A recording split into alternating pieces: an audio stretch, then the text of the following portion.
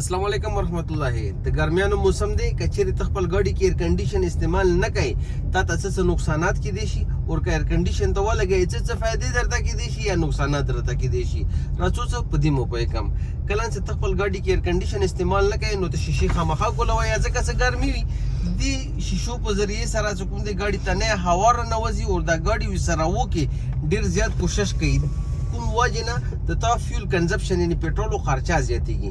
دویمه خبره ده که چیرې شیشه د کلاو کړي دي نو د ګردې مردې ټولې به د ګاډي کې نه وي مخته د ګاډو چې کوم سلنسر دي دینه ډېر زهریله ګیسونه راننوځي صحیح شو ګاډي ته نو هغه به ته تېروي هغه سره د پیپړې میپړې خرابېدی شي ګرمي د وجې نه به خویلې وي پوه شوې د ګردې مردې څه در مې ولګي سم به په مخ چیکړې جوړېږي کوم زیاته څه روانې یو خو به د نسخه بوین شي صحیح شو.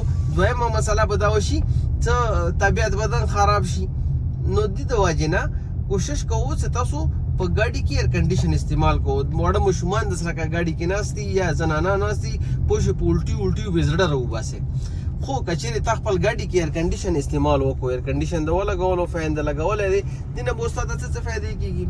نمبر 1 به دا ګاډي کې د کوم بار نه شور رانوځي که نه دا به ختم شي صحیح شو.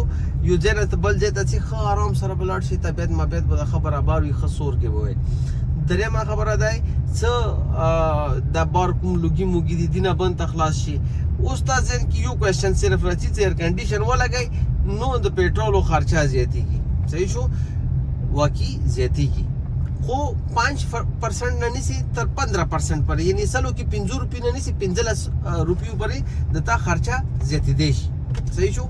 هغه وجه څه شی دی څه کمپریسر چې کوم دی په انجن باندې پریشر وي دا تا ګاډي مې ډیپینډ کوي چې دا 15 روپۍ خرچه کوي که 15 روپۍ خرچه به کوي زیات نه زیات دوره کوي دې نه زیاته نشي کېدی صحیح شو.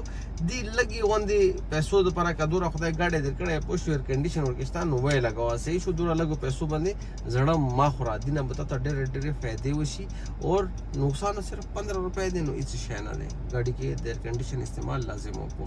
داسې ویډیوز دپاره ډرایو لوجي سبسکرایب کړو. مننه آباد اوسو.